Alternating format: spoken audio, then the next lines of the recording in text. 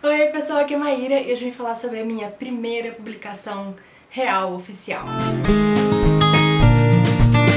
Se vocês perderam o anúncio lá no Sem Spoiler, ontem foi divulgado então o título, a capa e também o início da pré-venda. Essa é a capinha aqui, vou deixar ela aqui do lado. E essa novela se chama, então, O que Encontramos nas Chamas. Hoje eu vim falar um pouquinho do processo, responder as perguntas que vocês me mandaram lá no Instagram. Inclusive, se você não me segue no Instagram, aproveita pra me seguir lá, é @mairasigvald. E também vim trazer uma coisa exclusiva pra vocês, que eu vou ler as primeiras cenas, né? Como não tem capítulo nessa novela, eu vou ler as primeiras cenas pra vocês terem aí uma sensação do que vocês vão encontrar. Bom, a primeira coisa é que eu acho que pode ter causado um pouco de dúvida, é que a gente não tá muito acostumado aqui com o termo novela, né? A maioria das publicações são contos, e contos são bem mais curtinhos que a novela, mas a novela não é tão grande quanto o romance, né? Romance que é basicamente um livro de ficção grande com mais de 100 páginas. Eu vou deixar linkado aqui um vídeo da Bruna em que ela explica qual que é a diferença entre conto, novela e romance. Um exemplo de uma novela que lançou aqui no Brasil foi essa aqui da Shannon Maguire, que se chama De Volta Pra Casa.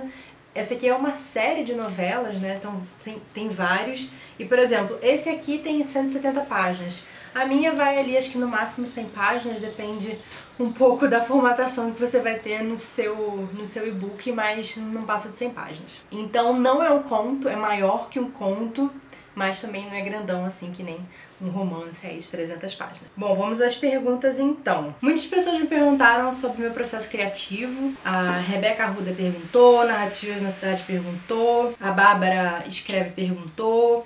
Então vou falar um pouco então sobre o processo criativo. Eu tive a ideia dessa história, né, há uns, acho que 3, 4 anos atrás, quando me chamaram para participar daquela coletânea Criar e Contar, né, do Vitor Almeida. E aí eu tive essa visão mulher abrindo uma caixa antiga de papelão, entrando num quarto assim cheio de caixas de papelão. E aí ela abria essa caixa e tinha várias fotos dentro, fotos antigas. E aí, ao encontrar uma das fotos, ela tinha um flashback pro passado dela. E aí ela começava a lembrar daquela pessoa na foto, né? E de como essa pessoa marcou a vida dela. E, enfim, ela vai relembrar de uma vivência que ela teve há 20 anos atrás. Então, a princípio, eu só tinha essa imagem, né? Essa cena das caixas de papelão cheia de fotos antigas e essa imagem que fazia te levar para o passado. Só que era uma história, eu já sabia mais ou menos o que eu queria falar nessa história, mas eu acho que eu não estava pronta ainda para contar ela e eu não sabia para onde é que ela ia levar. E aí eu passei esses últimos 2 anos antes de eu começar a escrever, meio que mastigando assim essa história na minha cabeça, o que acontecia e depois, né, aquela coisa que a gente fica às vezes gestando e aí a gente só para depois para colocar ela para fora, né?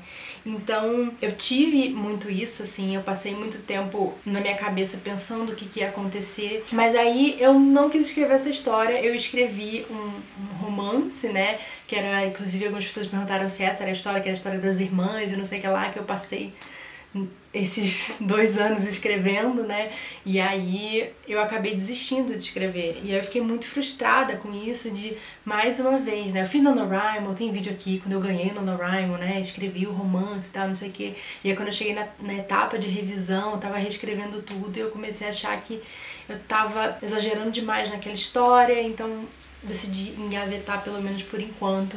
E aí eu fiquei muito frustrada de não publicar nada mais uma vez, né? Daí eu falei, bom, eu vou pegar essa história agora que já passou aí 2 anos e eu sei como ela começa, como ela termina e eu acho que é uma boa história, eu acredito nessa história. Então, ano passado, finalmente, né, em agosto, em julho, na verdade, quando eu tirei férias, eu fiz o primeiro rascunho, assim, da história. Eu escrevi ele todo à mão, do começo ao fim, né, obviamente, assim, não a história completa, né, mas tudo que acontecia na história, acontece isso, acontece aquilo, nanana, pra eu ter um esboço, assim, do início até o final. Aí eu fiz esse primeiro outline em agosto do ano passado, quando eu tirei férias, eu tirei minhas férias pra isso, e aí eu sentei pra começar a escrever. E aí, então, eu escrevi o primeiro rascunho nessas férias, até o fim do ano, eu terminei de escrever, do ano passado.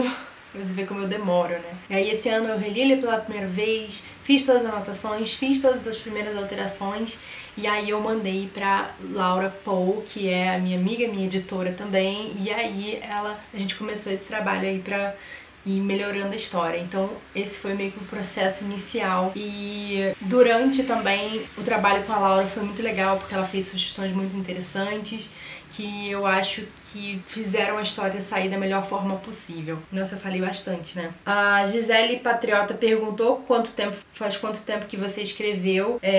Então, eu terminei oficialmente de escrever não faz muito tempo. Assim, eu terminei realmente o texto completamente fechado faz pouco tempo, porque eu, na verdade, ele já tava na, sei lá, terceira revisão, quarta revisão já. Então era ver as coisas finais, ver possíveis ajustes que viriam da leitura de sensibilidade e só realmente passar o pente fino, arrumar umas coisinhas, né, adicionar, tipo, agradecimentos, minha nota final, enfim. Então, faz pouco tempo, assim, que foi início agora de novembro que eu fiz esses últimos detalhes aí, mas já tinha revisado muito, então eu sabia que era só o último pente fino mesmo pra ficar ok. Diego H perguntou: foi fácil você escrever o final? Foi difícil, na verdade, a primeira vez que eu escrevi. Foi um final que, assim, eu sempre tive esse final na cabeça, e eu achava que ele era um final meio realista, mas talvez esperançoso, assim. Ele é um final um pouco melancólico, mas ao mesmo tempo eu espero que seja esperançoso, eu espero que seja acolhedor, mas porque eu acho que ele é um final realista, sabe? Até no período de edição e tal, eu dei pros meus amigos lerem e eu perguntei: o que vocês acharam desse final? O que vocês acham desse final? Porque a princípio tinha aparecido uma sugestão de eu mudar ele, e eu fiquei, não, mas eu acho que é isso mesmo, eu acho que essa é a mensagem que eu quero passar, sabe? Não dá pra gente colocar um lacinho e enfeitar tudo e deixar perfeito e maravilhoso. Eu acho que eu estaria não sendo verdadeira a minha própria história se eu não fizesse isso. Então, o final não é que ele foi difícil de escrever, eu acho que o processo todo foi difícil de se passar, né? Mas foi bom, assim, no fim das contas. O Relimiário perguntou qual é o gênero da novela. Eu acho que se encaixa em realismo mágico, realismo fantástico, porque ele tem elementos fantásticos, ele tem elementos fantásticos ou não, né? Mas se você leu O Chamado do Monstro, que é um livro que eu gosto muito, do Patrick Ness, eu acho que ele tem essa mesma vibe, assim, de misturar a realidade com fantasia pelos mesmos motivos. O Bordin Wagner perguntou há quanto tempo você tem a ideia da novela em mente, né? Já respondi aí, há uns 4 anos pelo menos. Tem romance, mais ou menos. Ele tem um despertar de romance, né? Porque a minha personagem, ela tem 12 anos. E eu acho que é você começando a descobrir isso na sua vida, ver alguém despertar isso em você, sabe? Mas é uma forma muito doce, muito sutil, que é mais ou menos como isso quando aparece, né? Quando a gente ainda tá na transição aí de criança para pré-adolescente. A Lisa Topan perguntou: o que mais te dá orgulho dentro da sua própria novela? Eu acho que essa história toda me dá muito orgulho de colocar no mundo por eu estar satisfeita com o resultado, sabe? O primeiro conto, né, que eu publiquei, que foi no Aqui Quem Fala é da Terra, foi uma coisa assim, foi uma escrita por encomenda, né? Alguém falou assim: ó, eu tenho esse tema aqui, você quer escrever a respeito? Eu, a princípio, falei que não, mas acabei decidindo escrever. E esse, na verdade, era uma história que saiu de dentro de mim, uma história que eu queria contar já há muito tempo, né? Então eu acho que ter conseguido contar ela pra mim já é uma coisa que eu me orgulho muito, e eu acho que o objetivo final dela, com essa história, é uma coisa que eu me orgulho, sabe? Que eu espero que ela traga pras pessoas. Eu vou falar mais pra não dar spoilers. Vamos ver. Poucos Livros perguntou: a temática da história exigiu que você realizasse alguma pesquisa? Mais ou menos. Eu queria que a história se passasse numa cidade que fosse uma cidade turística dessas de inverno, sabe? Que as pessoas vão... Porque quando eu fui escrever, eu fui pra Monte Verde, né? Que é uma cidade aí na divisa entre São Paulo e Minas, né? E é muito interessante. Eu cresci numa cidade que é turística, que é Florianópolis, e é muito interessante você ver o que é viver numa cidade turística, sabe? Por exemplo, e principalmente uma cidade turística sazonal. Porque Florianópolis, hoje em dia já mudou bastante, mas quando eu morava lá, há 10 anos atrás, era a cidade existia no verão e no inverno acabava, assim, as coisas, né? Fechava tudo, um monte de loja fechava, tinha até shopping que só abria no verão.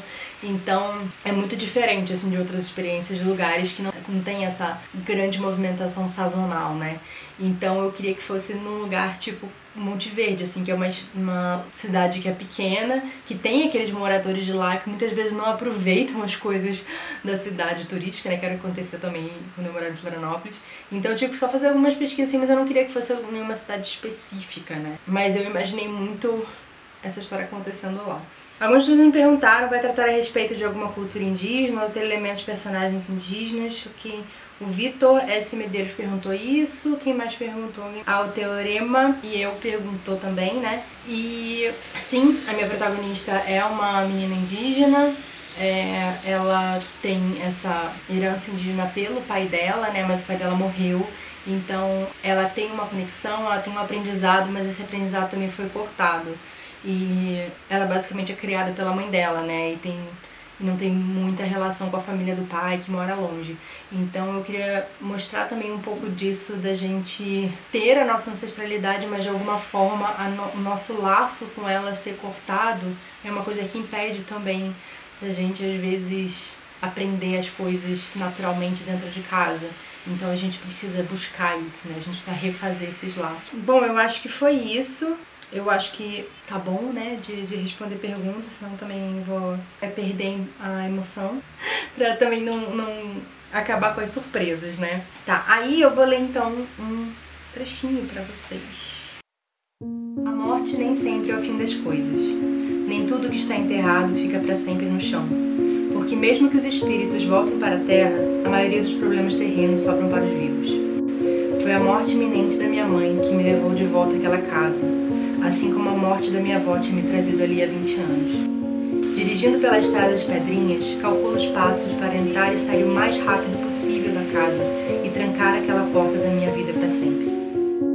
Minha mão treme levemente enquanto busco a chave dentro da bolsa. A fechadura não encaixa de jeito nenhum e o chaveiro de bambu balança freneticamente com a força que eu faço para abrir a porta. O barulho tímido da tranca cedendo parece ecoar nos meus ouvidos e meu coração acelerado bate forte na minha garganta. Giro a maçaneta com mão suada e acompanho com os olhos a porta se abrindo. Bom, gente, acho que tá bom, né? Esse é o comecinho da história. Como eu falei, a gente vai ver essa personagem aí em momentos diferentes da vida dela. E eu não sei se por esse comecinho já deu pra entender mais ou menos como é que é o tom dessa história. Mas eu espero mesmo assim que vocês tenham se empolgado em ler. E, gente, mais uma vez, muito obrigada pelo apoio de vocês, por todo o carinho. Eu tô, assim, muito, muito feliz. Eu tô sem acreditar como vocês receberam essa notícia, assim, eu tô tipo... O lançamento oficial é no dia 30 de novembro, mas a pré-venda já tá rolando. Eu vou deixar o link aqui embaixo pra vocês garantirem o de vocês. E é isso, eu só tenho a agradecer demais. Um beijo, boa leitura pra vocês e até mais. Tchau, tchau.